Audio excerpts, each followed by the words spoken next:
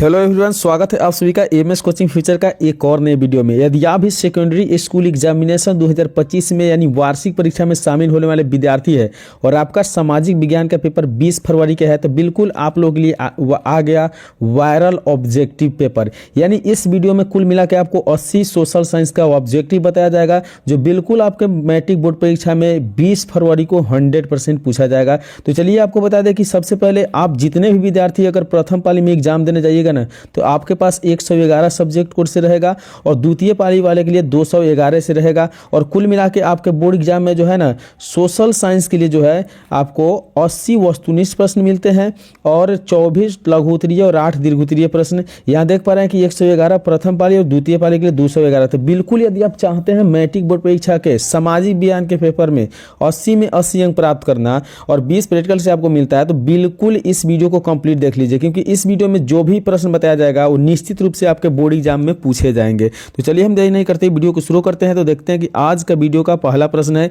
कि जालवेराइन एक संस्था थी। याद रखना है कि जालवेराइन एक संस्था थी व्यापारियों की, यानी ऑप्शन बी बिल्कुल इसका राइट उत्तर हो जाएगा।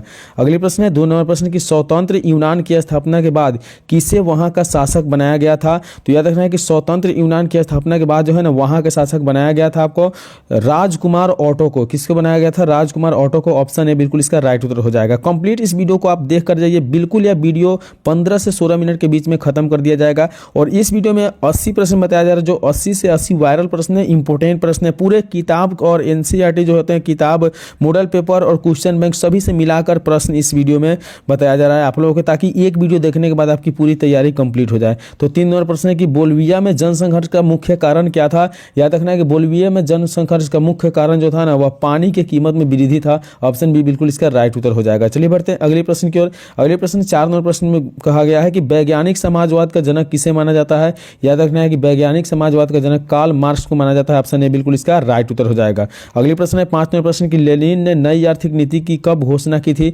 तो लेनिन के द्वारा नई आर्थिक नीति की घोषणा याद रखना है कि 1920 ईस्वी में किया गया था, यानी ऑप्शन बी बिल्कुल इसका राइट उत्तर हो जाएगा।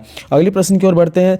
6 नंबर प्रश्न है कि भारत आने वाले पहले व्यापारी कौन थे। तो याद रखना है कि भारत आने वाले पहले व्यापारी जो थे ना, वो वास्को डिगामा थे, यानी ऑप्शन सी बिल्कुल इसका राइट उत्तर हो जाएगा। आपको प्रत्येक सुबह 6 बजे और शाम 6 बजे इस यूट्यूब चैनल के द्वारा वायरल ऑब्जेक्टिव पेपर देखने के लिए मिलता है। तो बिल्कुल इस यूट्यूब चैनल को सब्सक्राइब करिए, वीडियो को लाइक करके अपने दोस्तों के साथ शेयर जरूर कीजिएगा। चलिए बढ़ते हैं अगले प्रश्न की ओर। 7 नंबर प्रश्न में लिखा हुआ है कि किस भारतीय ने तीनों गोलमेज सम्मेलन में भाग लिया था। तो तीनों गोलमेज सम्मेलन में भाग लेने वाले जो भारतीय थे ना, वह थे डॉक्टर भीमराव अंबेडकर, यानी ऑप्शन डी बिल्कुल इसका राइट उत्तर हो जाएगा। अगले प्रश्न है 8 नंबर प्रश्न की स्वतंत्र भारत के पहले गवर्नर जनरल कौन थे। तो स्वतंत्र भारत के पहले गवर्नर जो थे ना, याद रखना है कि यह आपको विलियम बेटिंग थे, यानी ऑप्शन सी बिल्कुल इसका राइट उत्तर हो जाएगा। 9 नंबर प्रश्न है कि भूमध्य सागर का प्रकाश स्तंभ किसे कहा जाता है। याद रखना है कि भूमध्य का प्रकाश जो होता है ना, वह आपको कहा जाता है स्ट्रोम्बोली, यानी ऑप्शन बी बिल्कुल इसका राइट उत्तर हो जाएगा। तो चलते हैं अगले प्रश्न की ओर। बिल्कुल इस वीडियो में आप लोगों को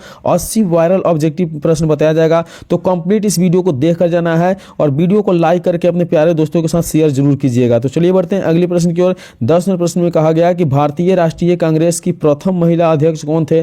तो भारतीय राष्ट्रीय कांग्रेस के प्रथम महिला अध्यक्ष याद रखना है कि एनी बेसेंट थी। ऑप्शन बी बिल्कुल इसका राइट उत्तर हो जाएगा। अगले प्रश्न की ओर बढ़ेंगे। 11 नंबर प्रश्न में कहा गया कि मिसाइल मैन ऑफ इंडिया किसे कहा जाता है। तो missile man of India doctor APJ Abdul Kalam को कहा जाता है। ऑप्शन ए बिल्कुल इसका राइट उत्तर हो जाएगा।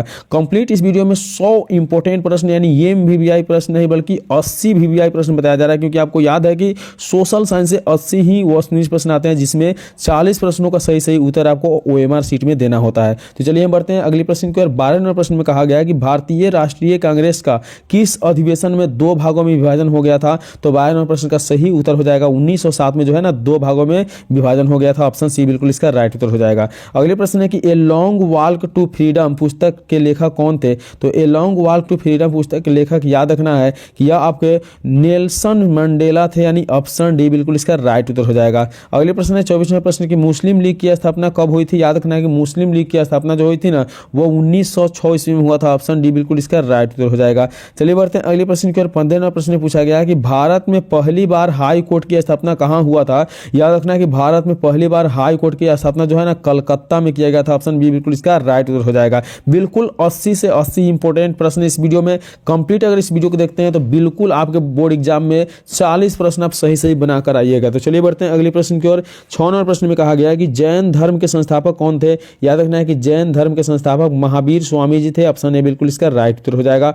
अगले प्रश्न है कि महात्मा गांधी कांग्रेस के किस अधिवेशन का अध्यक्षता किए थे। तो महात्मा गांधी के द्वारा जो अध्यक्षता किया गया ना, याद रखना है कि यह बेलगांव अधिवेशन की अध्यक्षता था। ऑप्शन सी बिल्कुल इसका राइट उत्तर सही उत्तर हो जाएगा।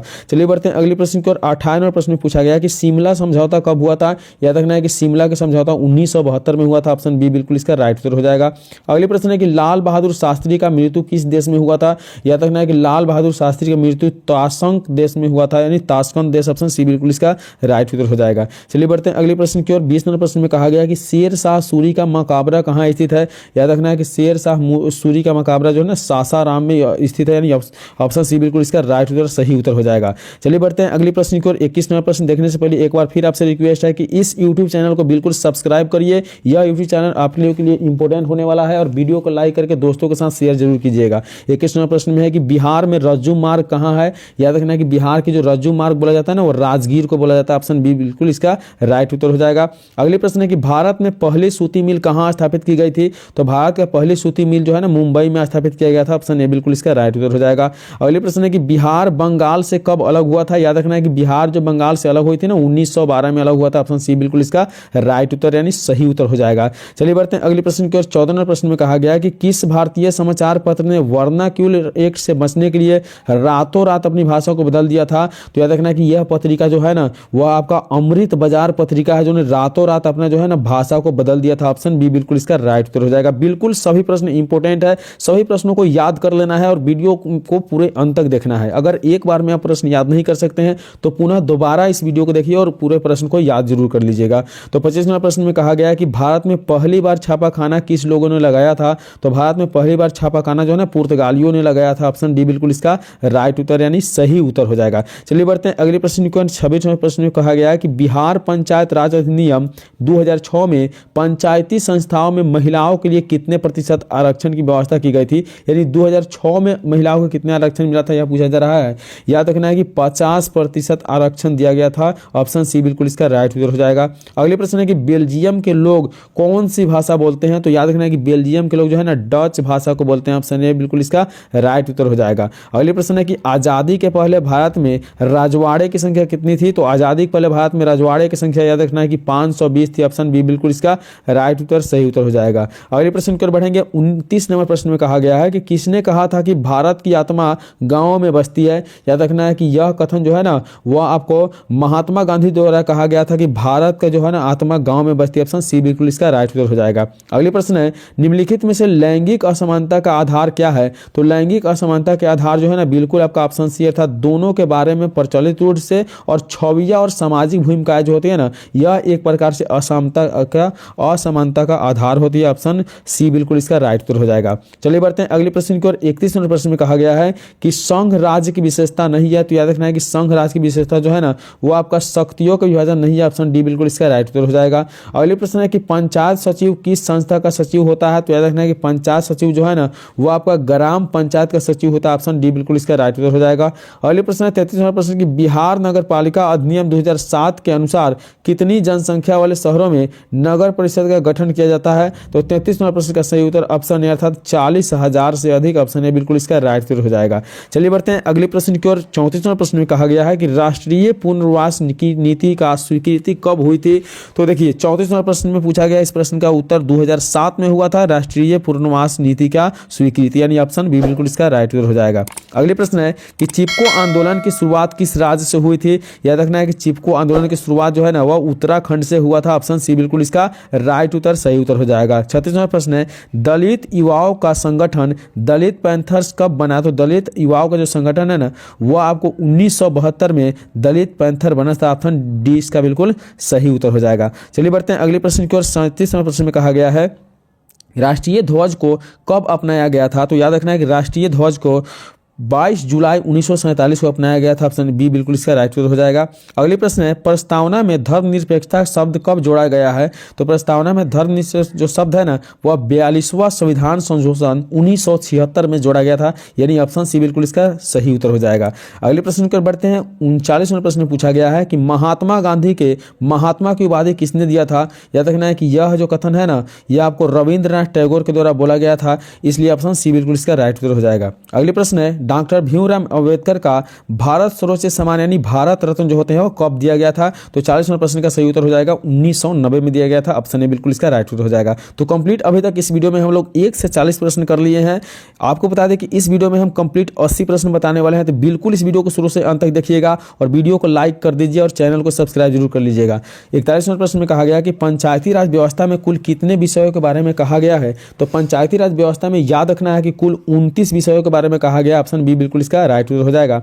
अगले प्रश्न है कि लोकतंत्र के बारे में कौन सा कथन सत्य है? तो लोकतंत्र के बारे में जो कथन है ना, वो ऑप्शन सी यानी निर्णय में देरी परंतु सर्वोत्तम फैसले होते हैं लोकतंत्र के न्याय में, ठीक है, इसलिए ऑप्शन सी बिल्कुल इसका राइट उत्तर हो जाएगा। अगले प्रश्न की ओर बढ़ते हैं। 43वें प्रश्न में कहा गया है कि किस प्रकार के शासन व्यवस्था में फैसले लेने में विलंब होता है? तो बता देना है कि किस प्रकार के शासन व्यवस्था पूछा जा रहा है। तो 43वें प्रश्न का सही उत्तर हो जाएगा लोकतंत्र में जो है ना फैसले लेने में विलंब होती है। ऑप्शन ए बिल्कुल इसका राइट उत्तर हो जाएगा।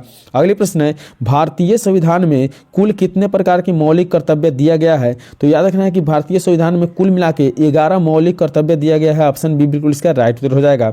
अगले प्रश्न की ओर बढ़ते हैं। 45वें प्रश्न में पूछा गया है कि नगर निकाय एवं पंचायती राज व्यवस्था के निर्वाचन का निष्पादन कौन करवाता है? तो याद रखना है कि 45वें प्रश्न का सही उत्तर जो हो जाएगा वह राज्य निर्वाचन आयोग के द्वारा कराया जाता है।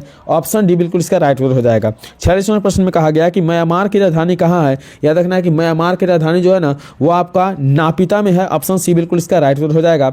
47वें प्रश्न में कहा गया कि स्वीडन की मुद्रा क्या है? याद रखना है कि स्वीडन की मुद्रा जो है ना कोरोना होती है। ऑप्शन बी बिल्कुल इसका राइट उत्तर हो जाएगा। चलिए बढ़ते हैं अगले प्रश्न की ओर। 48वां प्रश्न पूछा गया है कि भारत का कुल कितना राज्य बांग्लादेश के सीमा को साझा करता है? याद रखना है कि भारत के जो राज्य है ना वो आपको महाराष्ट्र जो पांच राज्य जो है आपको भारत की जो बांग्लादेश के सीमा को साझा करती है। ऑप्शन सी बिल्कुल इसका राइट उत्तर हो जाएगा। चलिए बढ़ते हैं अगले प्रश्न की ओर। बोला गया है अगले प्रश्न है 49वें प्रश्न में कि गिर राष्ट्रीय उद्यान कहाँ स्थित है? तो गिर राष्ट्रीय उद्यान जो है ना याद रखना है कि यह आपको गुजरात में स्थित है। ऑप्शन बी बिल्कुल इसका राइट उत्तर हो जाएगा। अगले प्रश्न है कि नालंदा विश्वविद्यालय को यूनेस्को के विश्व धरोहर सूची में कब शामिल किया गया? तो 50वें प्रश्न का सही उत्तर है यह 2009 में शामिल किया गया था। ऑप्शन सी बिल्कुल इसका राइट उत्तर है 2009। चलिए बढ़ते हैं अगले प्रश्न की ओर। 51वें प्रश्न में पूछा गया है कि नागी नकटी झील बिहार के किस जिले में स्थित है? तो नागी नकटी झील जो है ना ये बिहार के याद रखना है कि जमुई जिला में स्थित है। ऑप्शन बी बिल्कुल इसका सही उत्तर हो जाएगा। अगले प्रश्न है कि सुभाष चंद्र बोस अंतर्राष्ट्रीय हवाई अड्डा कहाँ स्थित है? तो सुभाष चंद्र बोस अंतर्राष्ट्रीय हवाई अड्डा जो है ना याद रखना है कि कलकत्ता में स्थित है। ऑप्शन डी बिल्कुल इसका राइट उत्तर हो जाएगा। अगले प्रश्न है कि गेहूं के उत्पादन में कौन सा राज्य अग्रणी है? तो गेहूं के उत्पादन में अग्रणी राज्य उत्तर प्रदेश है। ऑप्शन ए बिल्कुल इसका सही उत्तर हो जाएगा। चलिए बढ़ते हैं अगले प्रश्न की ओर। 54वें प्रश्न में कहा गया है कि सोना का उत्पादन भारत में किस राज्य में सबसे अधिक होता है? तो सोना का उत्पादन भारत के सबसे अधिक होने वाला राज्य है कर्नाटक, यानी ऑप्शन ए बिल्कुल इसका सही उत्तर हो जाएगा। अगले प्रश्न है कि गोदावरी नदी का उद्गम स्थल कहाँ है? तो याद रखना है गोदावरी नदी का उद्गम स्थल जो है ना वो आपको याद रखना है कि यह त्र्यंबकेश्वर की पहाड़ी से है। त्र्यंबकेश्वर की पहाड़ी यानी ऑप्शन ए बिल्कुल इसका सही उत्तर हो जाएगा। अगले प्रश्न की ओर बढ़ते हैं। अगले प्रश्न में कहा गया है कि 2011 की जनगणना के अनुसार बिहार के सबसे कम जनसंख्या वाला जिला कौन सा था? तो याद रखना है कि यह एकमात्र शिवहर जिला थी जहाँ की सबसे कम जनसंख्या थी। ऑप्शन सी बिल्कुल इसका राइट उत्तर यानी सही उत्तर हो जाएगा। अगले प्रश्न की ओर बढ़ते हैं। अगले प्रश्न में 57वें प्रश्न में पूछा गया है कि भारत में वन सर्वेक्षण रिपोर्ट कहाँ प्रकाशित होता है? तो वन सर्वेक्षण रिपोर्ट जो है ना याद रखना है कि यह देहरादून में प्रकाशित होता है। ऑप्शन सी बिल्कुल इसका सही उत्तर हो जाएगा। 58वें प्रश्न में पूछा गया है कि भिलाई लौह इस्पात संयंत्र किस राज्य में स्थित है? तो भिलाई लौह जो इस्पात है ना यह याद रखना है कि छत्तीसगढ़ में स्थित है। ऑप्शन डी बिल्कुल इसका सही उत्तर हो जाएगा। अगले प्रश्न है कि निम्न में से कौन भारत में सर्वाधिक चाय निर्यातक पतन है? तो सभी से ज्यादा चाय निर्यातक पतन जो है ना ना, याद रखना है कि यह आपको कोलकाता में होती है। ऑप्शन सी बिल्कुल इसका सही उत्तर हो जाएगा। चलिए बढ़ते हैं अगले प्रश्न की ओर। 60 नंबर प्रश्न में कहा गया है कि 2011 की जनगणना के अनुसार बिहार के जनसंख्या का घनत्व कितना व्यक्ति प्रति वर्ग किलोमीटर हो गया था। तो 60 नंबर प्रश्न जो है ना, इस प्रश्न का सही उत्तर आपका हो जाएगा यह 1102 किलोमीटर प्रति व्यक्ति हो गया था। ऑप्शन ए बिल्कुल इसका सही उत्तर हो जाएगा। अगले प्रश्न में कहा गया है कि सोपानी कृषि किस राज्य में प्रचलित है। तो याद रखना है कि सोपानी कृषि जो है ना, वह उत्तराखंड में प्रचलित है। ऑप्शन बी बिल्कुल इसका राइट उत्तर सही उत्तर हो जाएगा। चलिए बढ़ते हैं अगले प्रश्न की ओर। 62 नंबर प्रश्न में पूछा गया कि अशोक पेपर मिल बिहार के किस जिला में स्थित है। तो अशोक पेपर मिल जो है ना, याद रखना है कि यह समस्तीपुर में स्थित है। ऑप्शन बी बिल्कुल इसका सही उत्तर हो जाएगा। अगले प्रश्न है कि ग्रांड ट्रंक रोड का निर्माण किसने करवाया था। तो ग्रांड ट्रंक रोड का निर्माण जो है ना, याद रखना है कि यह आपका शेर शाह सूरी के द्वारा कराया गया था। ऑप्शन सी बिल्कुल इसका सही उत्तर हो जाएगा। 64 नंबर प्रश्न पूछा गया है कि निम्न में से कौन रोपण फसल नहीं है। तो याद रखना है कि रोपण फसल जो है ना, रबड़ नहीं होता है। ऑप्शन ए इसका सही उत्तर हो जाएगा। चलिए बढ़ते हैं अगले प्रश्न की ओर। 65 नंबर प्रश्न पूछा गया है कि भारत में किस स्थान को भारत का बर्मिंघम कहा जाता है। तो याद रखना है कि यह स्थान है आपका जमशेदपुर, यानी जमशेदपुर को भारत का बर्मिंघम कहा जाता है। ऑप्शन डी बिल्कुल इसका सही उत्तर हो जाएगा। अगले प्रश्न में पूछा गया है कि निम्न में से किसे इलेक्ट्रॉनिक उद्योग की राजधानी कहा जाता है। तो इलेक्ट्रॉनिक उद्योग की जो राजधानी है ना, वो आपको बेंगलोर को कहा जाता है। ऑप्शन बी बिल्कुल इसका सही उत्तर हो जाएगा।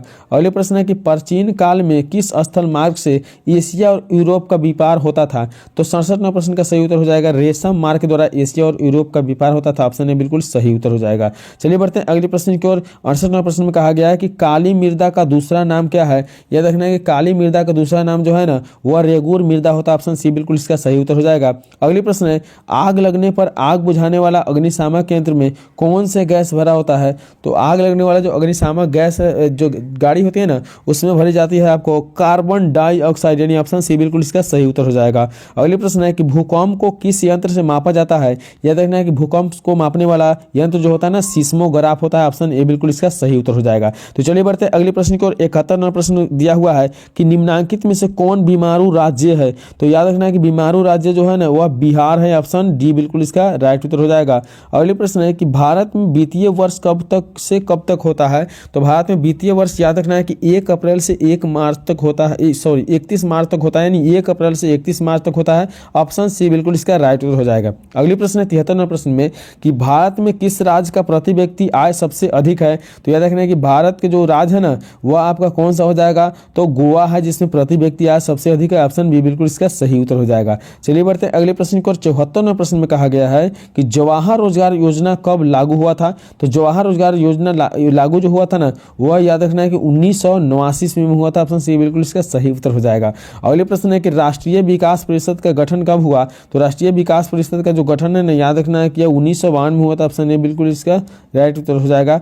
अगले प्रश्न की ओर बढ़ते हैं। 76 नंबर प्रश्न में कहा गया है कि जिस देश का राष्ट्रीय आय अधिक होती है वह देश क्या कहलाता है। तो याद रखना है कि जिस देश की राष्ट्रीय आय अधिक होती है ना, वो विकसित देश कहलाता है। ऑप्शन बी बिल्कुल इसका सही उत्तर हो जाएगा।